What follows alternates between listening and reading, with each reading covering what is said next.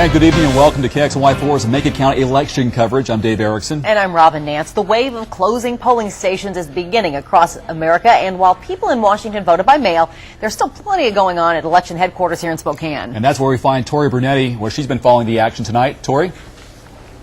I am in the counting room, the room where it all happens. There are 4 machines, 2 people to each machine. They've been counting since about 7:30 this morning.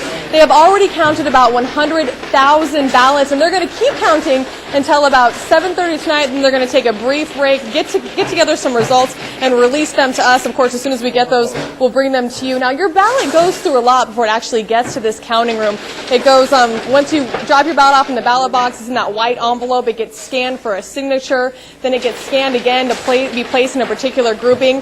Then it gets taken out of its white envelope, then taken out of that yellow security envelope, and then people go through it to make sure it's filled out appropriately and it looks legitimate, and that is when it finally gets placed in this room, and then they are now going through the counting process. As you can see there, once they're counted up, they're put in brown boxes and packaged up for security. So everything is very well organized. It's under tight security.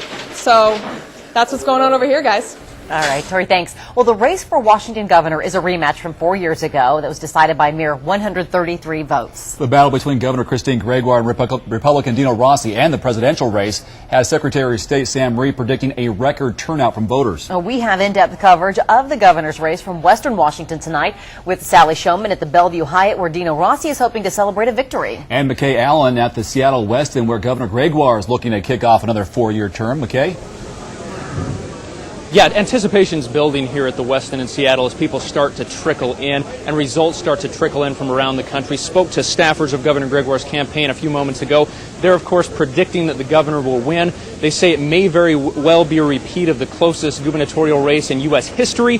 That, of course, the race between Dino Rossi and the governor in 2004. They said look for a couple things early to tell how that race is going. First, look at Spokane County specifically. We in Spokane certainly have a big say in all this. They say that the governor hopes to close the gap between her and Dino Rossi that happened in 2004. We'll be live here in Seattle all night long. Back to you, Dave. Robyn.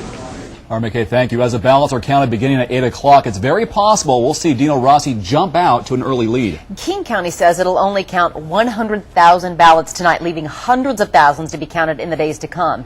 In the state's largest county and a county that Gregoire won 4 years ago. KXLY4's Sally Showman live in Bellevue, where Rossi wants that early lead and hopes to keep it through the coming days. Sally?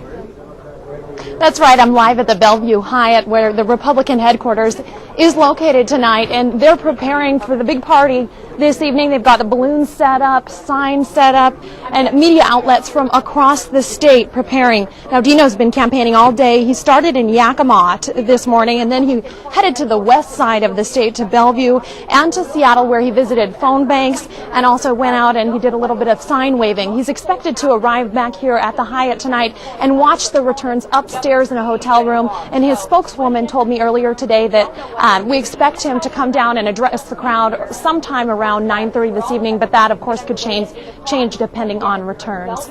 Back to you in the studio. All right, Sally, thanks so much. We'll be